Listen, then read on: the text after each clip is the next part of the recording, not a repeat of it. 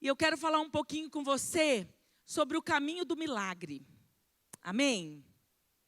Então, tem um caminho nesse texto. Tem um caminho nesse texto. Aqui tem um exemplo que o próprio Jesus nos deixou, usando como exemplo um homem que apesar de não ser raiz do povo, não ser ali o povo de Israel, mas um homem cheio de entendimento dos princípios do Deus de Israel. Um homem que entendeu como funciona as leis no mundo espiritual. Um homem que compreendeu qual era o poder de Deus entregue a Jesus Cristo de Nazaré. Um homem que decidiu crer, compreender e acessar um lugar de milagre. Então não pode ter outra coisa a não ser um caminho de milagre. Nesse texto tem um caminho de milagre. E eu não sei se você precisa de algum milagre. Porque essa palavra é especialmente para quem precisa de um milagre. Amém? Ah, pastor, eu não estou precisando de um milagre. Então você vai combinar comigo uma coisa. Você vai receber o milagre para alguém. Ou você vai aprender a palavra, reter o que é bom. E um dia que você precisar, você vai usar ou ajudar alguém. Amém? Porque essa palavra mostra um caminho de alguém que precisa de uma urgência no céu. Alguém que está batendo a porta do céu. Em que, pastor? Em qualquer área, desde que seja um milagre. Se for na sua saúde, se for no seu corpo físico, se for na restauração do seu casamento, se for uma libertação de um vício que até agora você ainda não alcançou, se for algo na vida de um filho, se for algo na vida de um pai, se for a salvação que está difícil de chegar na vida de alguém precioso seu, esse homem buscava um milagre que não era para ele necessariamente. Não era para ele, mas era um milagre para ele. Porque esse servo importava para ele. Ele amava esse servo. Então o milagre era dele. Mesmo que o benefício viria para o servo. Mas o milagre era para ele. E ele estava ali, tendo essa conversa sincera com Jesus. E apostando todas as suas fichas em fé. Acreditando no que Jesus podia fazer por ele. Então eu quero que você comece pensando sobre qual o milagre que você precisa. Como eu disse, se tiver alguém que não está precisando, está tudo bem. Talvez tenha alguém dos seus que precisa. E se não tem, você vai aprender com essa mensagem qual o caminho do milagre. Mas se você precisa de algo, talvez algo que aos seus olhos é até impossível.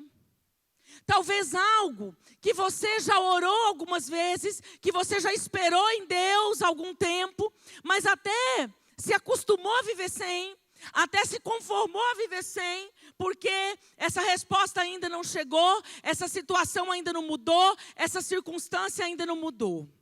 Talvez em relação ao seu cônjuge, ao seu casamento, algo que talvez tenha até perdido um pouco a esperança dentro de você.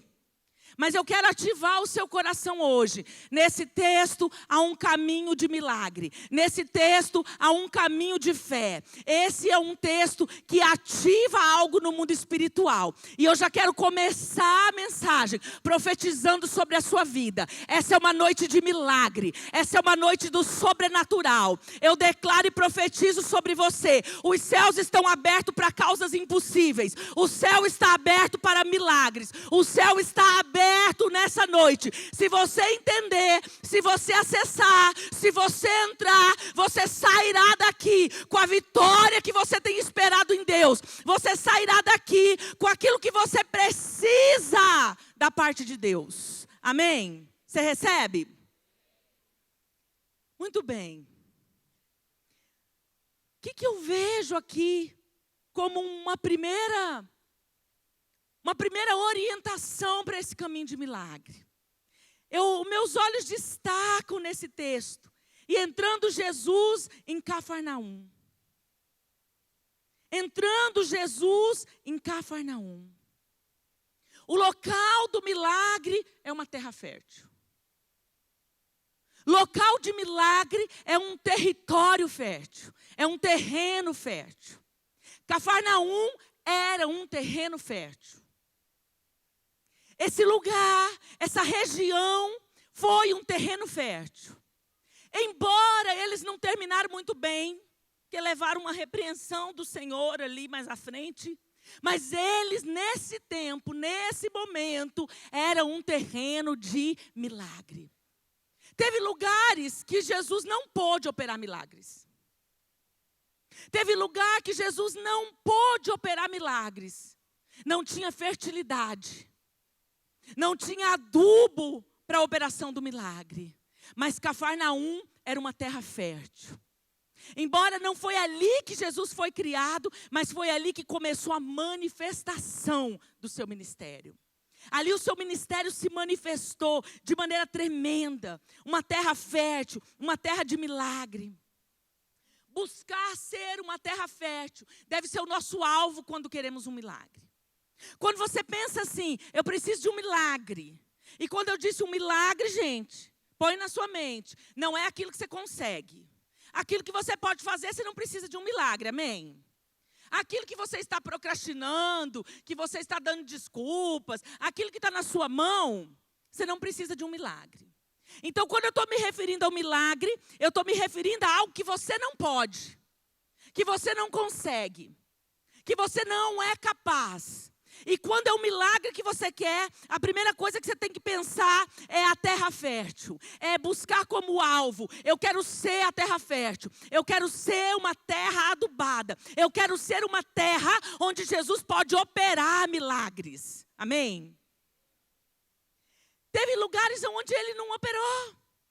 Foi criado em Nazaré. Mas iniciou seu ministério em Cafarnaum. Tinha algumas coisas lá em Nazaré que impediam essa manifestação gloriosa, que se manifestou lá em Cafarnaum e em outros lugares também. A escolha por Cafarnaum teve vários motivos, mas eu vou pegar aqui a principal. E está escrito lá em Mateus 4, 12 a seguir. Jesus, porém, ouvindo que João estava preso, voltou para a Galileia. E deixando Nazaré, foi habitar em Cafarnaum, cidade marítima nos confins de Zebulon e Neftali, para que se cumprisse o que foi dito pelo profeta Isaías, que diz: a terra de Zebulon e a terra de Neftali, junto ao caminho do mar, além do Jordão, a Galileia das nações. Um povo que andava em trevas, viu uma grande luz, e aos que estavam assentados na região e sombra da morte, a luz raiou. Desde então, versículo 17, começou Jesus a pregar e a dizer: arrependei-vos, porque está próximo o reino dos céus. Ali iniciou-se um poderoso ministério. Mas essa terra, gente, a escolha por esse lugar já foi antes da fundação do mundo, para que se cumprisse o que o profeta messiânico liberou. Porque Isaías, antes mesmo de entender como seria a manifestação do Messias, naquilo que Jesus, naquilo que Deus revelava a respeito do Messias, ora, os profetas meio que saíam da terra e acessavam um ambiente espiritual de revelação e podiam ver, pelo menos em parte, como seriam as coisas. Isaías, ele profetizou sobre essa terra. Ele profetizou que essa terra foi uma terra assolada. Quando a gente vai estudar historicamente a terra de Zebulon e Neftali, o que nós encontramos? Um terreno geográfico, um território, que muitos anos antes foi assolado por vulcões. Erupções de vulcões assolaram aquela terra. Então é uma terra que geograficamente ela ficou escura. As pedras daquele lugar eram negras. A terra era escura.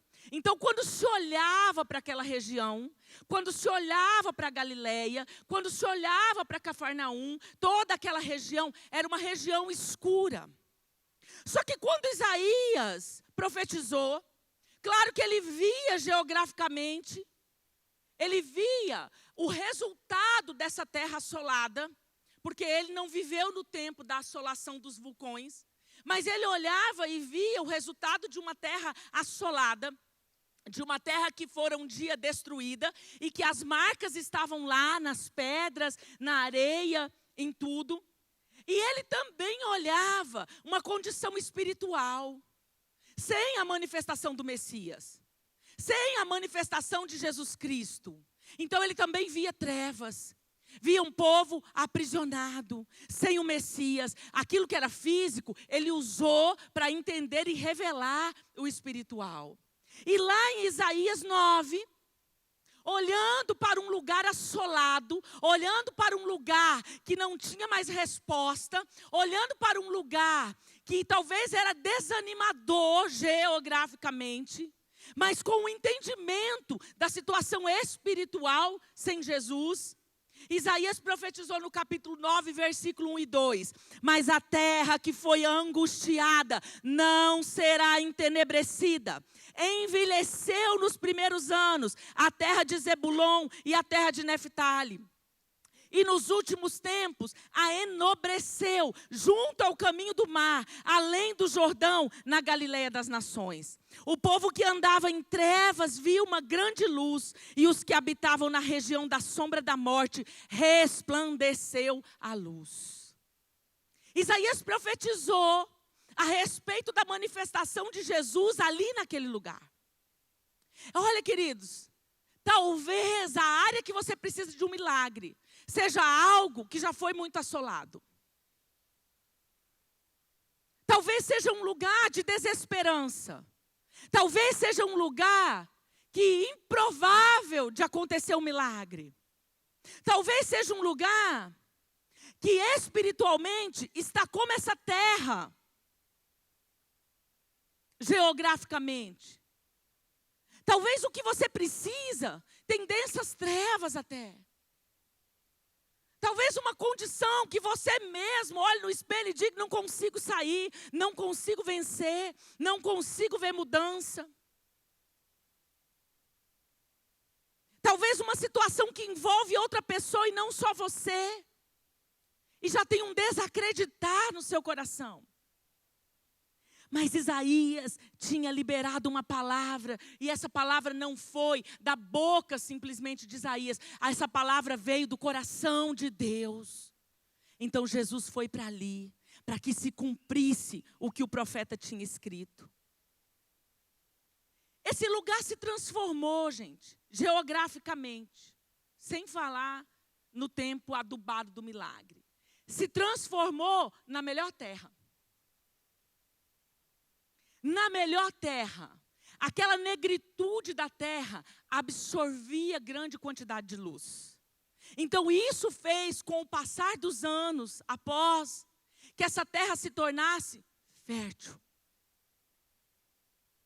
Quando os sacerdotes iam apresentar as primícias, e chegavam ali diante deles os primeiros molhos de primícia, o que eles diziam? Já sei de onde é. Vem lá, do caminho do mar. Vem lá, dessa região da Galileia. As primeiras primícias, primícia já é o primeiro fruto, mas tem as primícias das primícias. Ou seja, as primeiras famílias, os primeiros ajuntamentos, as primeiras tribos que vinham trazer as primícias, os sacerdotes já sabiam, vinham da onde? Dali.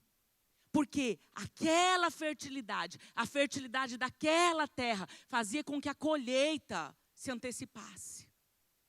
Era uma terra fértil, se tornou uma terra fértil.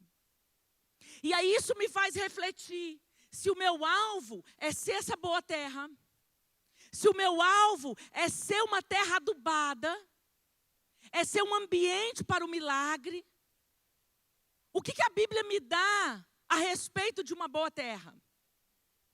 O que a palavra me traz a respeito de uma boa terra? Um exemplo bom está lá em Mateus 8. Jesus falando da palavra do semeador, explicando sobre as sementes e sobre a terra onde essas sementes eram plantadas. No versículo 8 diz assim: e outra caiu em boa terra e deu fruto, um a 100, outro a 60 e outro a 30. Mas você e eu sabemos que Jesus falava em parábolas. Quando ele falava em parábolas, é porque ele não queria que todo mundo entendesse. Era intencional. Então não ficou muito explicado, né? Ficou dito que caiu na boa terra, e quando cai na boa terra, dá frutos, um a 100, outro a 60 e outro a 30. Mas se a gente perguntasse naquele tempo para o escritor, tá bom, caiu na boa terra, mas o que é a boa terra? Como que é a boa terra? Como é ser a boa terra? Quando a gente segue a parábola, lá no versículo 23 do mesmo capítulo, agora ele com os discípulos, ele dá uma perspectiva explicativa dessa parábola. E aí no versículo 23 ele diz assim: mas o que foi semeado em boa terra é o que ouve e compreende a palavra e dá fruto. E um produz 100, e o outro 60, e o outro 30. Então eu poderia pegar esse versículo aqui para resumir o que é ser a boa terra. O que é ser uma boa terra, adubada, cheia de fertilidade. É quando eu ouço a palavra. É quando eu compreendo a palavra e quando eu pratico a palavra.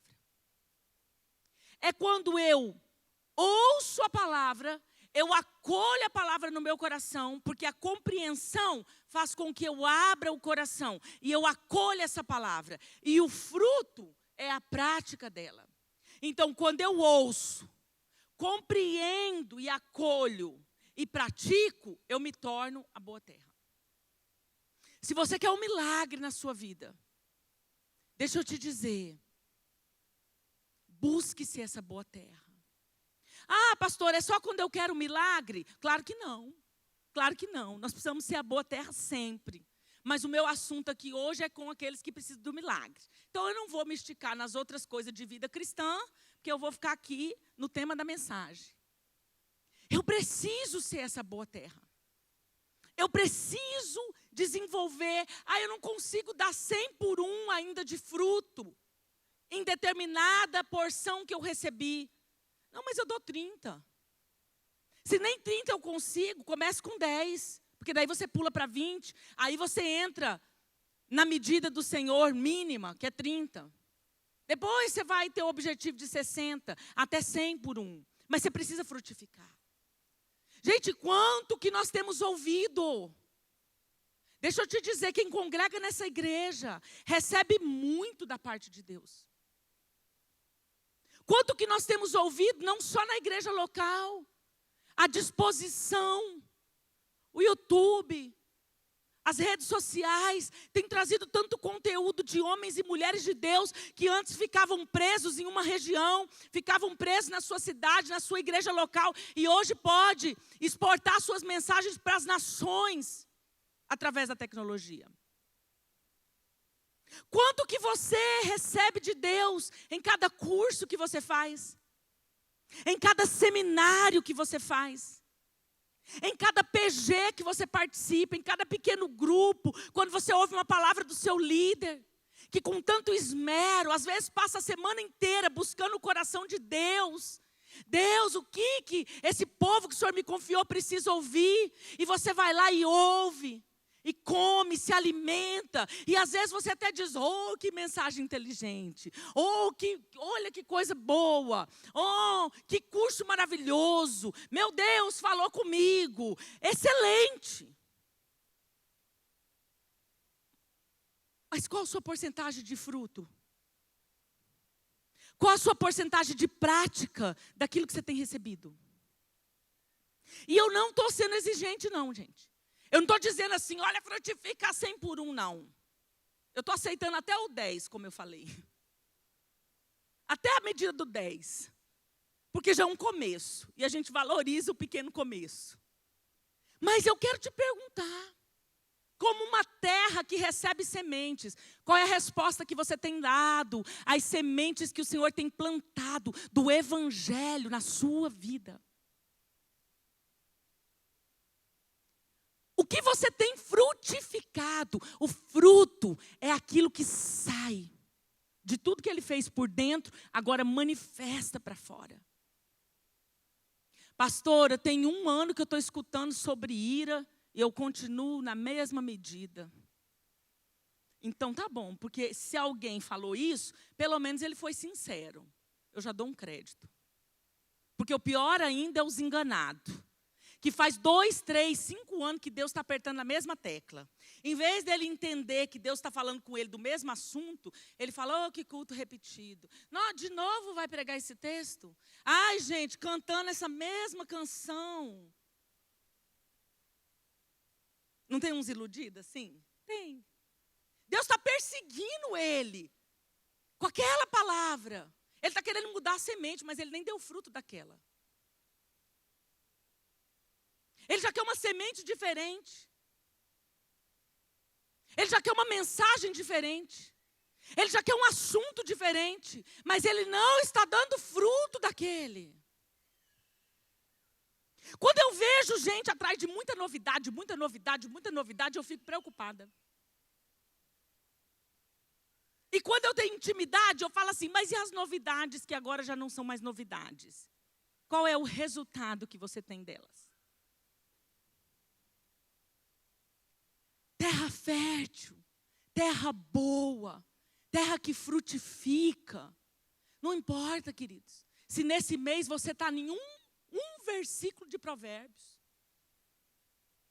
É melhor um versículo de Provérbios, lido, compreendido e praticado, do que a Bíblia inteira de cor sem fruto. É melhor um versículo que você está pregando no post-it, sabe? Porque eu gosto dos crentes assim, faz post-it, sai colando para não esquecer, Deus está falando isso aqui comigo. Eu não consegui mudar isso aqui ainda, por que eu vou sair do tópico? Eu vou pregar isso aqui para tudo quanto é lugar. É melhor um versículo que você leu mesmo todo dia, até começar a gerar um fruto daquilo, do que uma Bíblia inteira gravada, sem vida. Qual é a letra que mata? Porque não tem Bíblia que mata. Mas é a letra morta, sem acolhimento no coração e sem prática, sem fruto. Terra fértil tem fruto.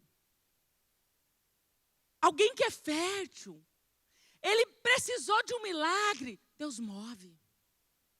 Deus olha, quem é? Pastor Marcos. Vamos, quantos anjos precisa? Amém, pastor? Recebe? Glória a Deus. Eu preciso ouvir, compreender e praticar. Mas tem um segundo ponto que me constrói esse caminho do milagre. E que eu tiro do texto também, porque eu vou ficar no texto. Ele fez um pedido específico. Quem quer milagre tem que parar de rodeios. Quem quer milagre precisa ser específico com Deus. Se você quer um milagre, queridos, não perca seu tempo rodeando com conversa fiada ao redor de Deus. Ele foi específico. Ele disse assim, Senhor, o meu criado jaz em casa, paralítico e violentamente atormentado. Ele disse, está lá sem andar, está numa cama, está paralítico.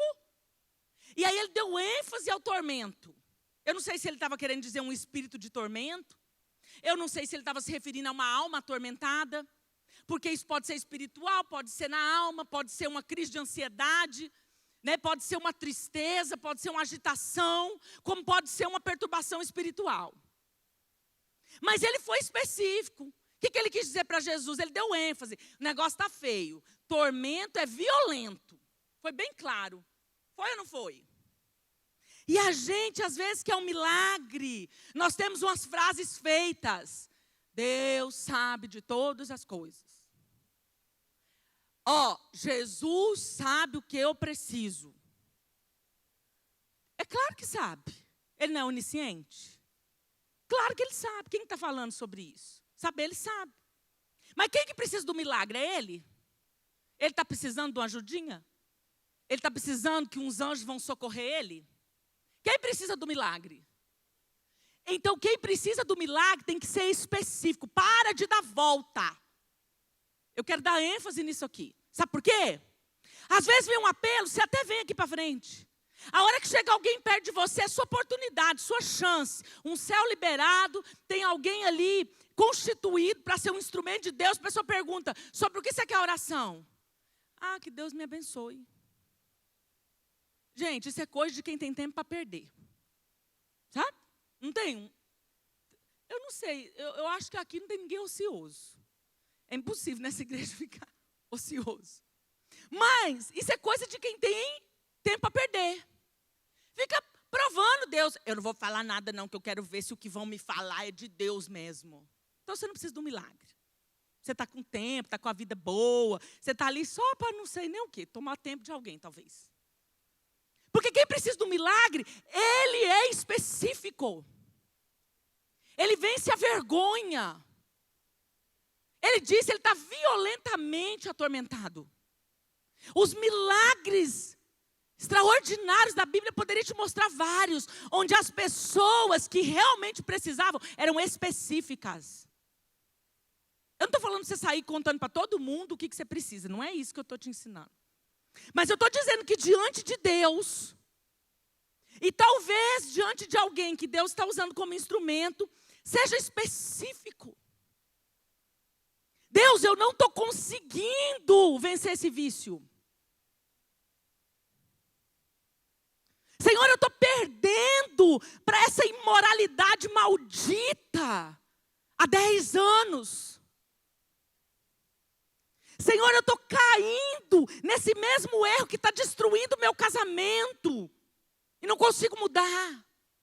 Rasga o verbo com o Senhor e seja claro. Seja específico. Seja intencional. Não fica com ovo na boca, não. Quando a gente ia falar assim, né? Perto da mãe, do pai, assim, meio com medo, assim, ou com vergonha do que tinha aprontado. Não, guri, tira esse ovo da boca. E fala. Amém, gente? Então hoje, vamos tirar aí o ovo da boca. Seja específico com Deus. Não fica rodeando. Não fica com um pudor vergonhoso. Não. Um pudor, nesse caso, falso. Não, seja específico. Esse homem chegou e falou, olha, ele está na minha casa, ele está paralítico e ele está atormentado. Ele foi específico no pedido. Se o milagre que você precisa é por alguém, se é por um filho, se é por um pai, por uma mãe, se é por você mesmo, fale a sua causa de maneira clara. Eu acho que, não, o Senhor me abençoa como o Senhor quiser. Não, Ele vai te abençoar como Ele quiser e no tempo que Ele quiser. Isso aí Ele já faz. Você tem que ser claro. Amém? Vamos combinar isso? Clareza no seu pedido. Porque eu estou falando só com quem precisa de milagre. E quem não precisa de milagre já sabe que vai suportar a mensagem. Talvez não é para você, mas se um dedinho for curado, todo o corpo é curado. Então, se o milagre é para o seu irmão aí do lado, você também vai celebrar, porque é o mover da igreja. Amém? Então, aqui a conversa é só com quem precisa de milagre. É causas impossíveis. Não é o que você pode fazer. Não é manha também, é milagre, você está entendendo? Milagre, é coisa que você não pode, que só Deus pode.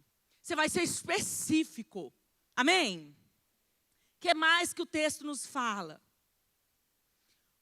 Esse homem teve humildade para reconhecer a autoridade de Jesus. Não havia sido ensinado como Israel. Talvez conhecia Jesus ainda de ouvir falar. Talvez era recente o que ele sabia sobre Jesus. Mas ele foi no ponto-chave. E ele ganhou o coração do mestre. Quando ele disse assim, Senhor, eu não sou digno de que entres debaixo do meu telhado. Era sobre a casa? Era vergonha de receber Jesus na casa? Não. Ele estava rendido a Jesus. Quando ele disse, eu não sou digno, ele estava reconhecendo diante de Jesus a limitação da sua humanidade. Sabendo que Jesus era 100% homem, mas era a representação genuína de Deus na terra.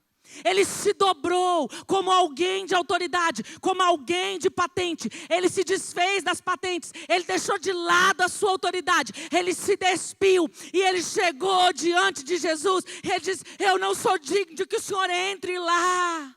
Eu não sou merecedor desse milagre. Eu não tenho direito nem de te pedir. Mas Senhor, eu preciso. Faz. Os recursos dessa família talvez já tinham se esgotado. Já tinha procurado os médicos que podia. Talvez já tinham procurado até espiritualistas da época. Eu não sei atrás de onde ele foi, atrás de quem que ele foi para aquela cura. Mas ali ele reconheceu. Sabe o que acontece, queridos? O coração humilde não tem um pensamento oculto de que Deus te deve o milagre. Porque às vezes a gente age com Deus assim. Quando criança eu via muito meu pai falar de histórias que envolviam uma carabina. Eu mesmo nunca vi essa carabina, mas ele contava, né? Uma espingarda lá de um modelo específico. Às vezes nós somos assim. A gente pega uma carabina e aponta para Jesus, querendo um milagre na força do braço. E a nossa própria oração denuncia o nosso coração muitas vezes.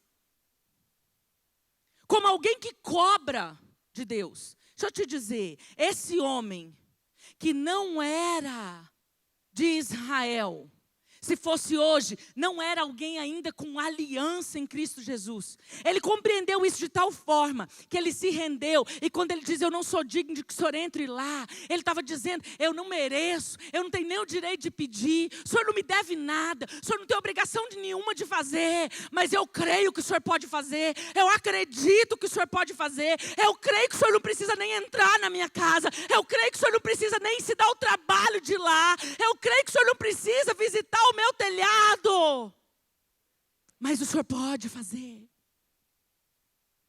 Humildade, queridos.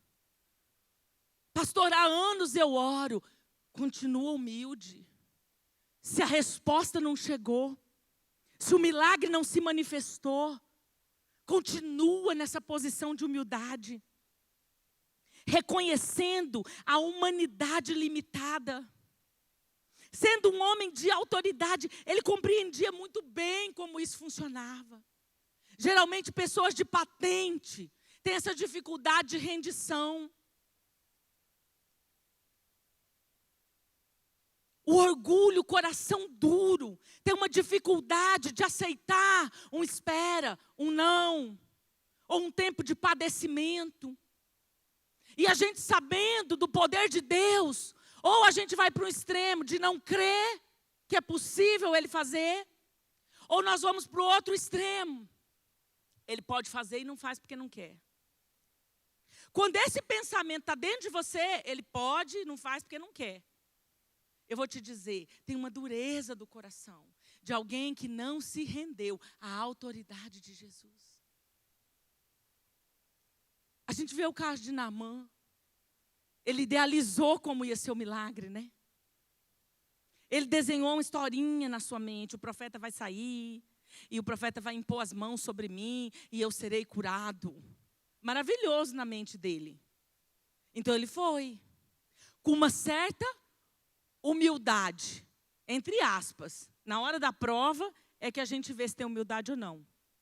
Aí ele chegou lá, o profeta estava atravessado. Estava atravessado aquele dia.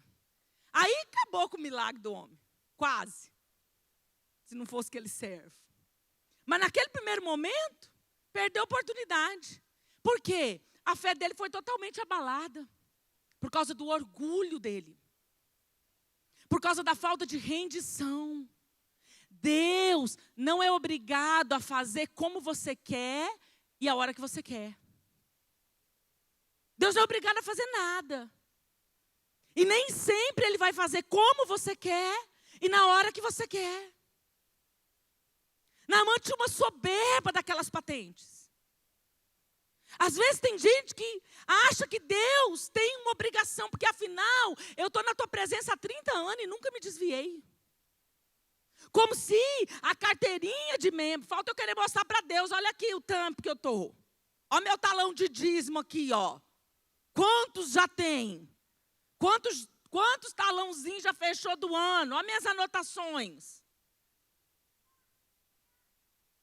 Deixa eu te dizer, queridos, não é assim que funciona. Às vezes, Deus libera em um determinado dia uma forma de acontecer. E lá no céu está agendado. Hoje eu vou usar o pastor Marcos na vida do irmão. Aí o irmão vem. Pastor Marcos, ora por mim. Mas humanamente, o pastor Marcos não está no melhor dia. Ele é educado. Jamais você vai ver ele falar alguma coisa que te maltrata. Mas o pastor Marcos fica ali do jeitinho que ele está, sentado e cruzado as pernas. Não está bom aquele dia, não está nem com muita paciência. Por mais que ele nem muda o rosto, da elegância, da finesse. Ele vira para você e fala, Deus te abençoe, irmão, recebe o seu milagre. Acabou com você. Acabou com você. Por quê? Porque o orgulho fecha o cenário da fé. A soberba fecha o cenário da fé. E aí os pensamentos vêm. Onde já se viu, a pessoa nem levanta. Onde já se viu um pastor, não pega nem o óleo da unção. Onde já se viu um pastor, orou 3 palavras. Queridos, sua fé é em Deus. Sua comunicação com o seu pedido específico está sendo com Deus. Ele usa quem Ele quer, do jeito que Ele quer. E às vezes Ele tem até umas pegadinhas. Por isso que você tem que, sair desses lugares de preconceito. Isso tira quantas pessoas, tira tanta gente do milagre. Ele disse mais para Jesus. Eu sou um homem de autoridade. Eu tenho soldados, eu dou minhas ordens para ele, eu digo, vai, eles vão, eu digo, vem, eles vêm. Eu falo para o meu criado, faz, ele faz. Gente, olha a profundidade onde esse homem chegou. O que esse centurião compreendeu? A realidade do mundo espiritual. Como muitos de Israel não compreenderam. E é por isso que Jesus aproveitou para ensinar-nos no texto e dizer assim, tem muitos que vieram do Oriente, do Ocidente, ou seja, não eram parte do povo, tem muitos que vão se assentar à mesa com Abraão, Isaque e Jacó, enquanto muitos dos filhos do reino vão estar em trevas. Esse homem mesmo não sendo raiz do povo, ele entendeu o mundo espiritual e rapidamente ele fez uma conexão. Ele tem gente ao dispor dele. Agora eu te pergunto, Jesus tinha carros e cavalos naquela época? Jesus tinha uma tropa de 100 homens ali ao redor dele? E do que esse homem estava falando, querido?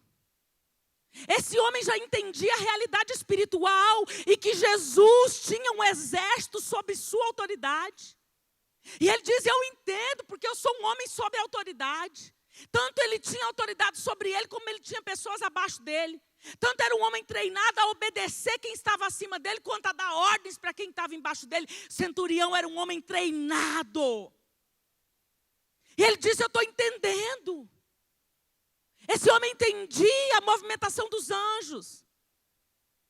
Esse homem entendia a ponto de dizer, basta o senhor mandar um dos seus servos ir lá e não precisa o senhor ir.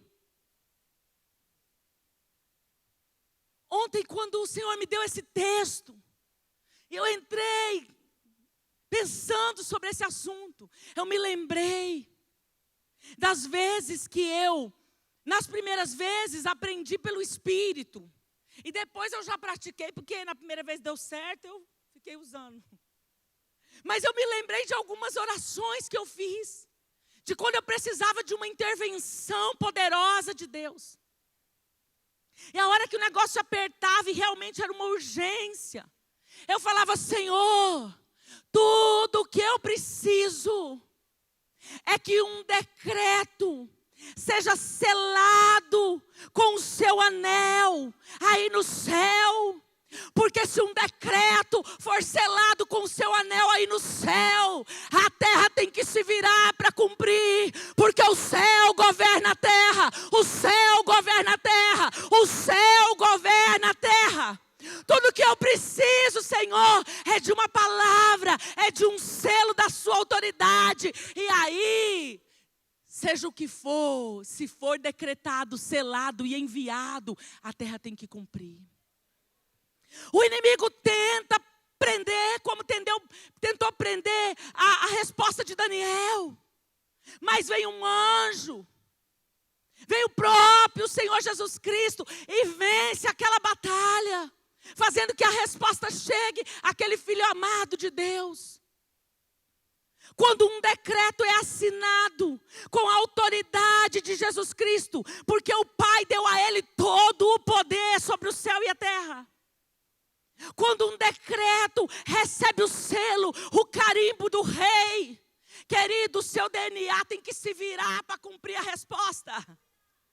A sua genética, a sua herança, sabe, o teu sangue, o órgão do seu corpo que precisa de uma visitação, tem que se virar, porque o decreto veio de quem criou o céu e a terra, o decreto veio de quem criou a vida, o decreto veio de quem criou você. Tudo que você precisa é uma palavra liberada de quem tem toda a autoridade.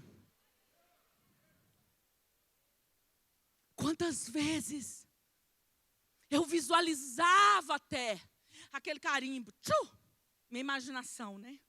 Ia lá longe. E eu falava: bate o anel, carimbo o papel. Porque dentro de mim eu sabia que era tudo que eu precisava.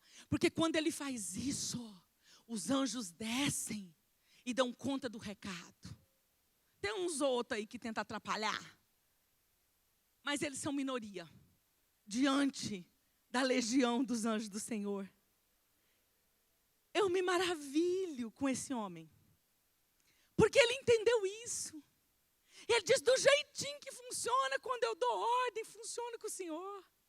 E aí o que aconteceu? Jesus se maravilhou. Jesus se maravilhou. E é o caminho para o próximo passo desse caminho de milagre. Esse homem tinha conhecimento do poder de Jesus. E ele tinha confiança no poder de Deus. Sem conhecimento do poder de Deus e sem confiança naquilo que ele pode fazer em quem ele é, não tem milagre. Você precisa conhecer e confiar. Olha o que ele disse, queridos. Mas dize somente uma palavra, e o meu criado há de sarar.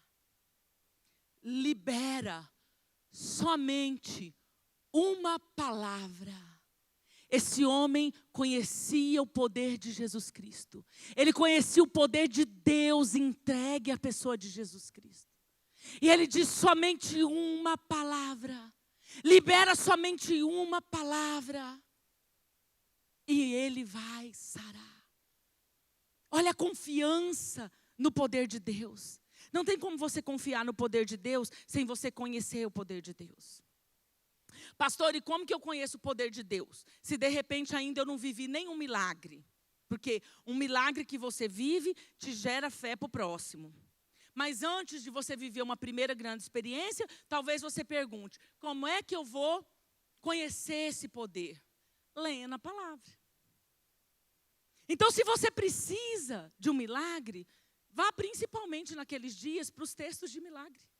Conheça quem é Deus. Ah, só para os textos de milagre, pastor? Não, conheça o caráter de Jesus. Porque quando você conhece o caráter de Jesus, sua confiança triplica. E vai até atingir o ápice. Conhecer Ele. Eu começo, antes de ter experiências, eu começo conhecendo pelo que está escrito. O que mais que eu preciso? Além de conhecer e confiar no poder. Uma medida de fé para o milagre. O que o texto diz?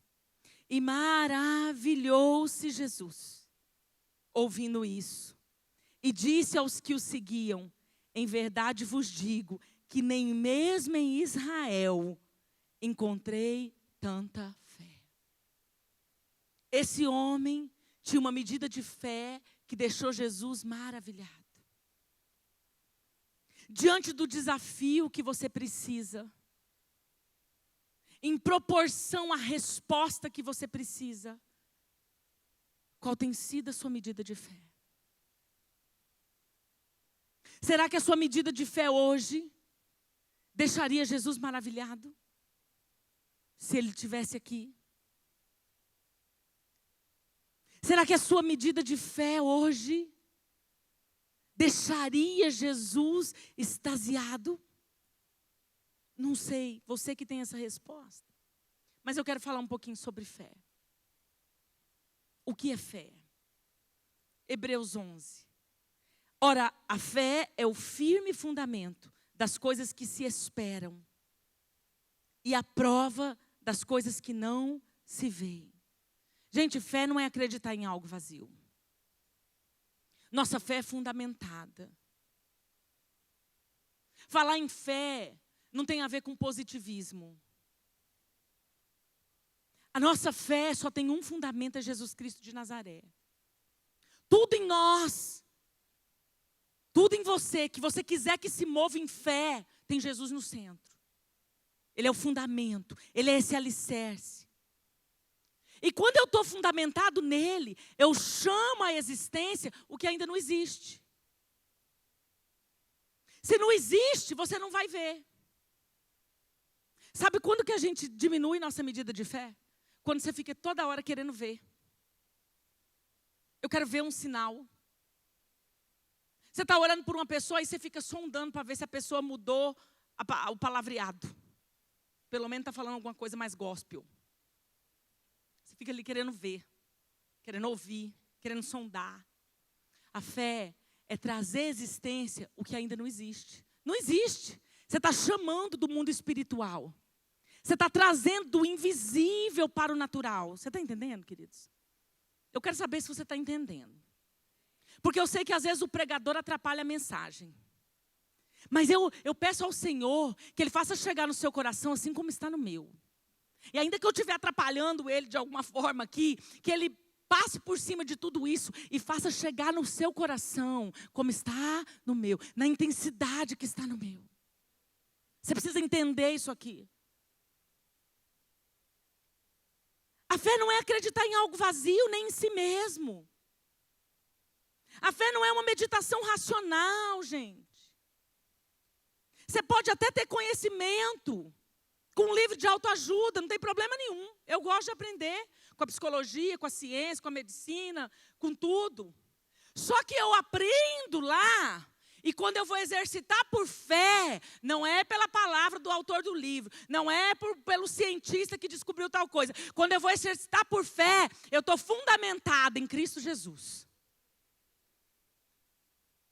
Então não é você ir lá na frente do espelho e dizer, eu vou conseguir, vai dar certo, vai dar certo. Não, gente, isso é um mantra. Depois de não sei quantas vezes que você repetir, se torna um mantra.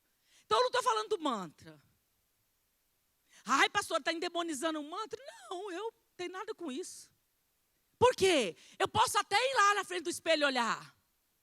Mas eu vou dizer, eu tudo posso naquele que me fortalece. Eu tudo posso naquele que me fortalece. Eu sei que vai acontecer porque eu sei quem é o meu Deus. Eu sei que Ele é o Deus do impossível. E eu tudo posso nele que me fortalece.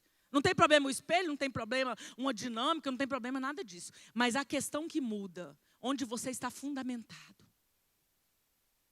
Sua fé não é vazia. Sua fé não é em pessoas. Sua fé não é em coisas.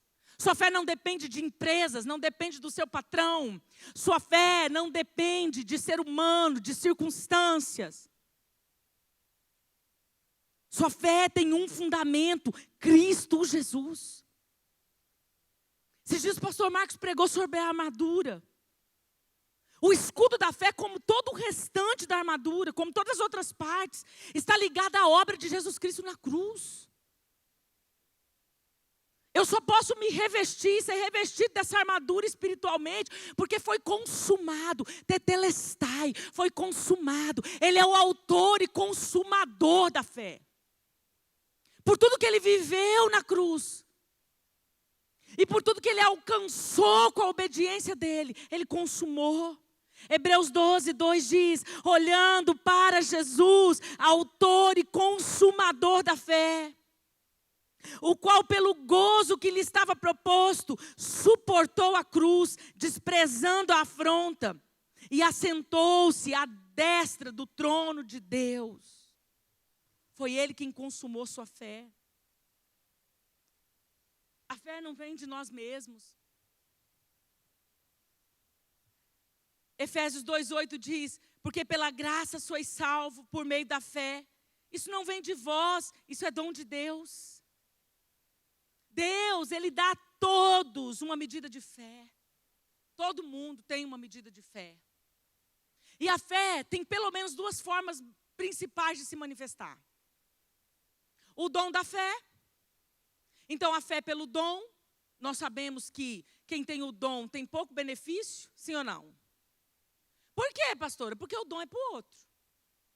Você já viu quem tem o dom da fé alcançar seus próprios? Às vezes sim, mas é muito mais para o outro. Então, ou ela se manifesta pelo dom, então Deus usa alguém a quem Ele deu o dom da fé e libera algo extraordinário e sobrenatural na sua vida, ou Ele usa a sua medida de fé.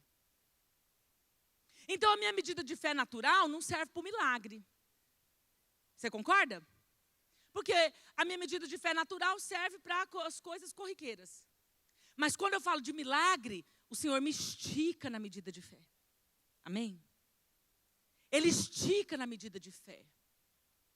Pastor, e como eu aumento a minha medida de fé?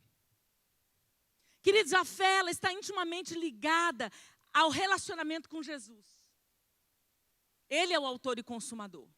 Quanto mais você o conhece e se relaciona com Ele, mais você cresce a sua medida de fé. A fé está intimamente ligada ao relacionamento com Jesus. Por quê? Porque senão a gente vai manifestar outros tipos de fé, disfarçadamente. A gente vai, por exemplo, ter uma fé religiosa. A fé religiosa faz a gente sair do fundamento. Por isso que no Covid, vendiam até o ar no balão. Chegava lá na sua casa. É ou não era? Por quê? Uma fé religiosa. Uma fé pautada em pessoas ou em coisas. Eu não tenho problema com sal. Eu vi um profeta usar sal. Usar um prato. Eu não tenho problema com óleo. Eu não tenho problema com ato profético nenhum. Desde que tenha sido uma ordem de Deus, não da minha cabeça. Amém? Desde que seja do céu e não da minha cabeça. Porque quando eu vou ungir alguém, eu amo óleo. Tem gente que fala do óleo. Não adianta. Está dentro de mim, então deixa eu falar. Também respeito, não entra em discussão. Eu amo ungir. E tem dia que eu toda pá virada, eu lambreco mesmo. O cabelo está brilhoso e eu falei para ela, vai lavar. Gosto do óleo. Só que quando eu pego um óleo para ungir alguém, eu tenho total convicção dentro de mim que não é o óleo, não é o cheiro do óleo, não é a mirra no óleo, não é a qualidade do óleo, é o poder de Jesus Cristo que escolheu o óleo como um símbolo. Então eu tenho a consciência que é só um símbolo, mas muitas vezes eu levanto as minhas mãos para o Senhor e eu digo, ativa o teu poder, porque eu sei que é o poder do Senhor que resolve, eu sei que é o poder do Senhor que nós necessitamos, eu sei que é o poder do Senhor que vai fazer a diferença na vida do meu irmão. Mas quando a gente se apega ao símbolo, Eu fico com uma fé religiosa. E é por isso que eu dei um exemplo lá, que Naamã quase perdeu a bênção dele. Quase. Querido, deixa eu te dizer, não perca a sua bênção. Entenda e discirna que Deus tem movimentações diferentes. Não deixe o inimigo roubar a sua bênção, porque a pessoa que você queria que orasse por você não foi ela que orou. Quantos perdem a bênção por isso? Ah, não foi do jeito que você queria. Às vezes de propósito, para Deus quebrar seu ego. Às vezes Ele faz de propósito algumas coisas. E você perde a bênção. Mas aí quando você vai se analisar, você vê que essa fé era religiosa.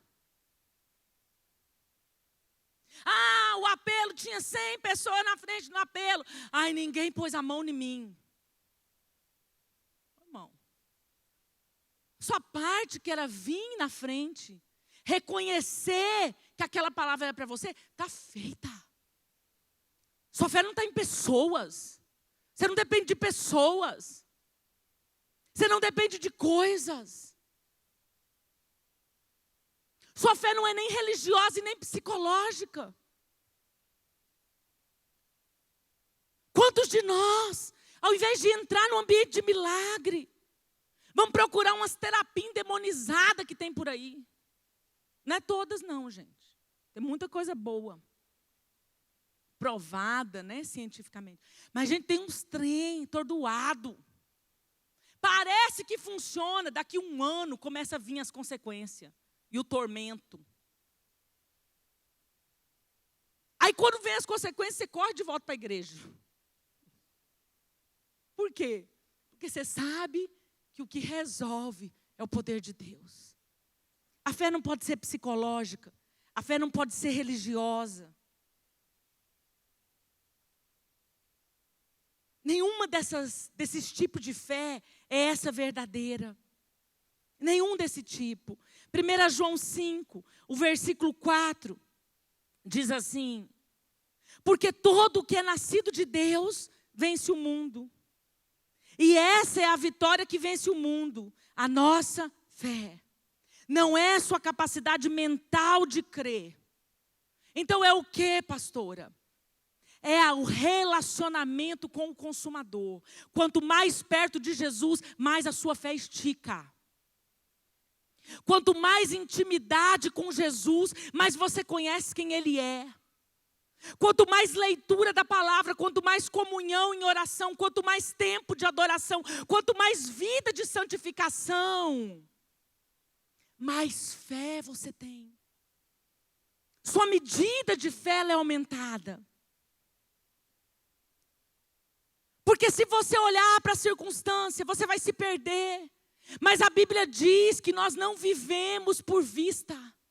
Você é convidado a viver pela fé e não pelo que você vê. Essa circunstância aí que não mudou ainda, não te define. Essa situação que não aconteceu, não te define. A tribulação momentânea não te define.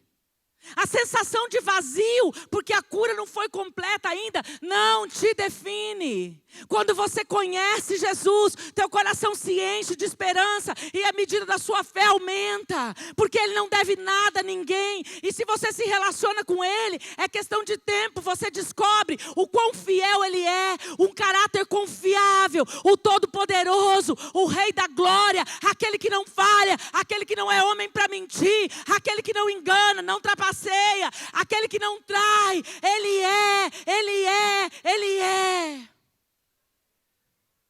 Ele continua sendo.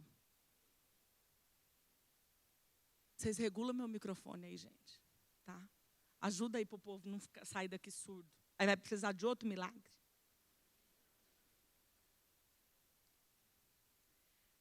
Quando eu estava preparando essa palavra, eu me lembrei de 2 situações que eu vivi de fé.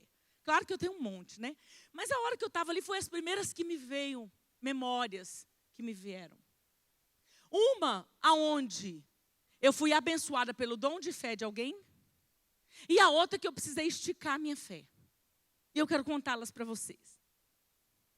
Há muitos anos atrás, eu sofri de hérnia lombar, de disco. E segundo o médico, era o grau, se eu não me engano, 4. Então, era indicação cirúrgica. Quando me dava crise, eu podia estar em outra cidade, na casa da minha mãe ou na minha casa, eu ficava de cama. Paralisada. Até o efeito do remédio começar, realmente fazer efeito. Às vezes eu me lembro, ou eu nem me lembrava muito disso, mas meditando na palavra ontem, eu me lembrei que eu tinha dificuldade até de me virar. Eu ficava quieta, não queria que ninguém mexesse comigo, até o remédio começar a fazer efeito. E aí, um dia eu cheguei no culto, e o pastor falou, eu estou sentindo aqui de orar por quem precisa de cura. Pensa um pastor batista, gente. Eu brincava com ele, cuidado que você vira padre.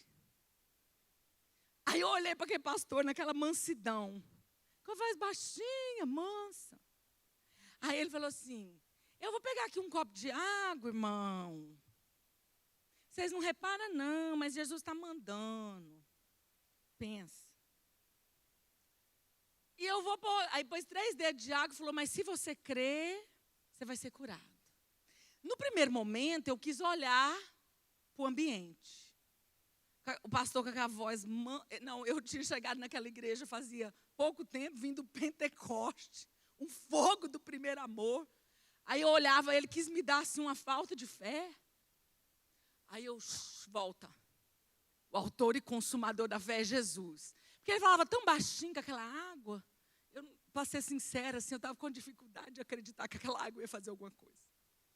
Aí dá aquele, né? Você reseta, você vem para o entendimento, para o espiritual, desliga do natural, vem para o espiritual. Por quê? Só a minha pessoa espiritual vai entender as coisas espirituais. E aí eu vim para o espiritual e falei, não é ele, não é a água, não é o copo, não é nada. Se Deus mandou ele fazer e eu tenho a enfermidade, é hoje que eu me livro dessa hérnia. E me livro da cirurgia também. E, gente, eu fui lá e eu bebi aquela água numa fé. Eu não sei se você lembra, amor. Mas eu bebi aquela água numa fé. Em Deus, não na água. Muito menos no meu pastor. É na água. Não, em Deus. Não na água. Nem no pastor. E eu disse, Jesus, o Senhor sabe o quanto eu sofro com essa hérnia. O Senhor sabe o receio que eu tenho de uma mesa cirúrgica. Eu creio na sua palavra liberada. Em nome de Jesus, eu recebo a cura. Sumiu minha hérnia. Para a honra e glória do Senhor, isso deve ter quase 20 anos. Nunca mais eu senti uma dor nessa região. Nunca mais eu tive nenhuma crise. Eu não lembrava disso há muito tempo e ontem me lembrei. Depois um outro episódio, que aí não foi o dom de ninguém usado, mas eu sofri um tempo com uma anemia. E ela estava muito grave, devido a uma outra questão, eu tive essa anemia. Grave, eu já estava assim fraca, estava num lugar assim, tinha que segurar, porque dava aquela vertigem, aquela sensação de desmaio.